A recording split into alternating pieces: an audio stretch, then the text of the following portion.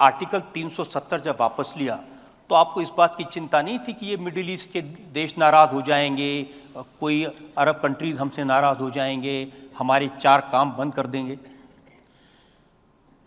अब देखिए, बहुत अच्छा सवाल है और ये जवाब मेरा शायद थोड़ा लंबा हो जाएगा और शायद पहली बार मैं इस विषय को आपने मुझे ऐसी जगह पे छू लिया है। जब भी कश्मीर की बात आती थी तो 70 साल तक इसको इंटरनेशनलाइज किया गया। दुनिया का हर देश कश्मीर के मुद्दे पर भारत को कटघरे में खड़ा करता था। थोड़ी बहुत अटल जी ने कोशिश की थी कि टेररिज्म को सेंटर पॉइंट लाए, लेकिन कुल मिलाकर के दुनिया में, और इसलिए 370 के संबंध में भी ये स्वाभाविक था कि दुनिया कोई बहुत बड़ा नाराजगी व्यक्त करेगी। हुआ उल्टा। दुनिया ने जितने देशों को लोग मानते थे कि इन मुद्दों पर भारत पर वो नाराजगी व्यक्त कर सकते हैं, भारत को घेर सकते हैं, अधिकतम लोग मौन रहे। जिन्होंने कहा वो ये कहा कि ये उनका इंटरनल मामला है। दुर्भाग्य ये है कि अरब देश तो शांत रहे, दुनिया के सभी इस्लामिक देश शांत रहे, मेरे देश की कांग्रेस चू चू करती रही।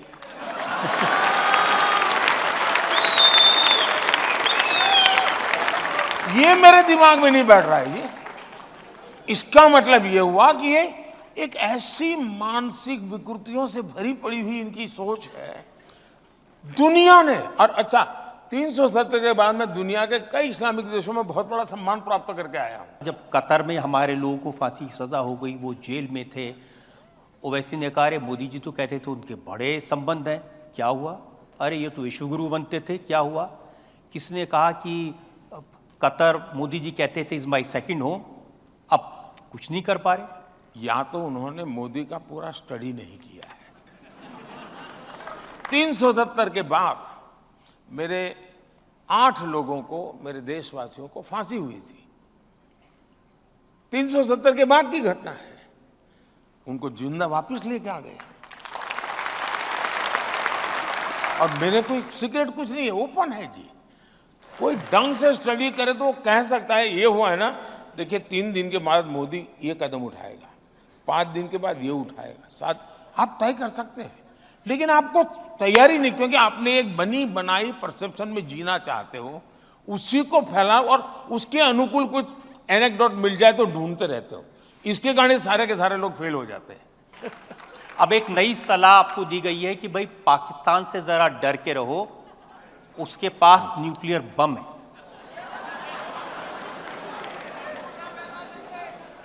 ऐसा है, वो ताकत को मैं खुद लाहौर जाकर के चेक करके आया हूं।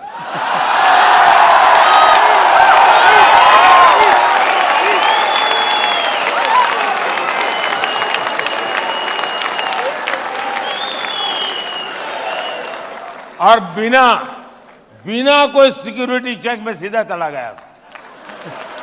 और वहां पर एक रिपोर्टर रिपोर्ट कर रहा था, अल्लाह तौबा, हाय अल्लाह तौबा, ये बिना वीजा कैसे आ गए? ये चर्चा थी टीवी पे, ये बिना वीजा कैसे आ गए? अरे वो तो मेरा ही देश था यार किसी जमाने में।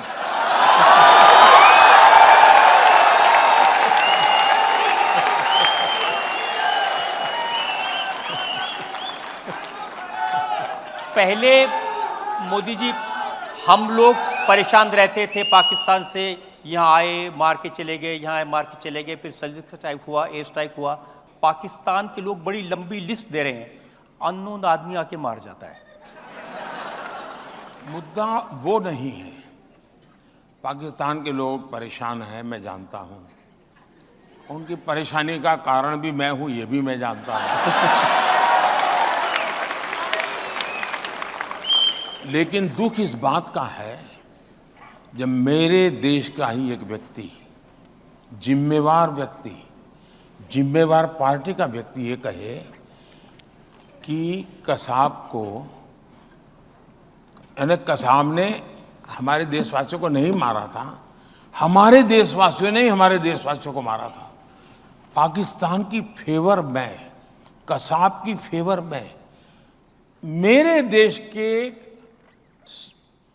एक पार्टी जो सालों तक सत्ता में रही है, जब 26/11 हुई तब वो पावर में थे, उनकी तरफ से जब ये बयान आ जाए कि ये कोई पाकिस्तान के लोगों ने आतंकवाद नहीं किया था, हिंदुस्तान के लोगों ने किया था, तब जाकर के माथा शर्म से झुक जाता है, बहुत दर्द होता है।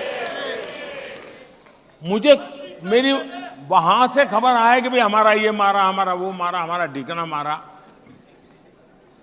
अब वो रोते रहे वो तो मैं समझ सकता हूं जी, यहां वाले क्यों रोते मैं समझ नहीं रहा हूं।